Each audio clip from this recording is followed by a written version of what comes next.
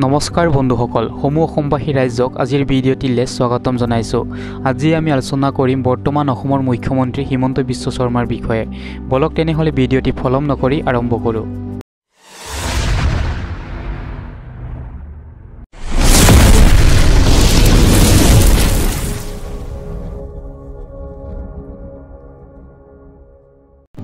হিমন্ত বিশ্ব শৰ্মাক 1 ফেব্ৰুৱাৰী 1969 চনত জন্ম হৈছিল।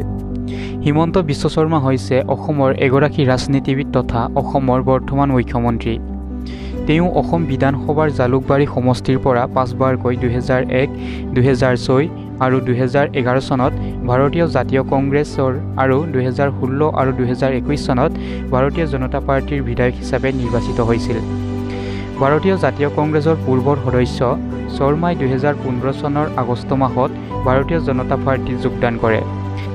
হিমন্ত বিশ্ব শৰ্মাই পৰৱৰ্তী সময়ত 24 মে 2015 চনত কেবিনেট মন্ত্ৰী হিচাপে শপত গ্ৰহণ কৰে। তেওঁৰ ৰাজনৈতিক দক্ষতাৰ স্বীকৃতি হিচাপে বিজেপি নেতৃত্বই তেওঁক নৱগঠিত উত্তৰ পূব গণতান্ত্ৰিক মৰ্চাৰ আহ্বায়ক ৰূপে নিযুক্তি দিয়ে। অঞ্চলটোৰ সৰ্বাংগীন উন্নতিৰ লগতে উত্তৰ পূব ৰাজ্যসমূহ আৰু কেন্দ্ৰৰ সুসংযোগ স্থাপন কৰাই ইয়াৰ মূল উদ্দেশ্য। হিমন্ত বিশ্ব শৰ্মাক 2021 চনত অসমৰ মুখ্যমন্ত্ৰী ৰূপে নিৰ্বাচিত হয়। 1985 চনত কামৰূপ একাডেমীৰ পৰা মেট্ৰিক পাছ কৰাৰ পিছত শৰ্মাই উচ্চ শিক্ষাৰ বাবে কটন কলেজত নামভৰ্তি কৰে। তেওঁ 1999 আৰু 92ত কটন কলেজ ছাত্ৰ সন্থাৰ সাধাৰণ সম্পাদক আছিল। হিমন্ত বিশ্ব শৰ্মাই কটন কলেজৰ পৰা ৰাজনীতি বিজ্ঞানত 1990 চনত স্নাতক আৰু 1992 চনত স্নাতকোত্তৰ পৰীক্ষা পাছ কৰে।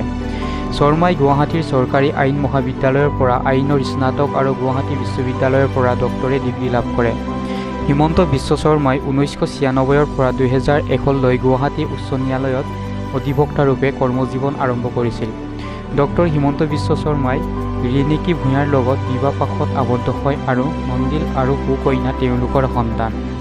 হিমন্ত বিশ্ব শৰ্মাই বৰ্তমানলৈ লিখি উলিওৱা কিতাপকেইখন হ'ল ভিন্ন সময় অভিন্ন মত, এটা সপোনৰ পম খেদি, সমাগত সময়, অন্য এক দৃষ্টিকোণ।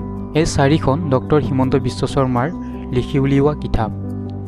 হিমন্ত বিশ্ব শৰ্মাক 2023 চনৰ ছেপ্টেম্বৰ মাহত ছিংগাপুৰ চৰকাৰে হিমন্ত বিশ্ব শৰ্মাক জনসেৱাত বিশিষ্ট অৱদানৰ বাবে সন্মানীয় লি কুয়ান ইউ এক্সচেঞ্জ ফেল'শ্বিপ প্ৰদান কৰে। বন্ধুসকল, আজিৰ ভিডিঅ'টি ইমানতে সামৰিছোঁ। আপোনালোকে ভিডিঅ'খন চাই ভাল লাগিলে like, comment, share and subscribe কৰিবলৈ নাপাহৰিব। ধন্যবাদ।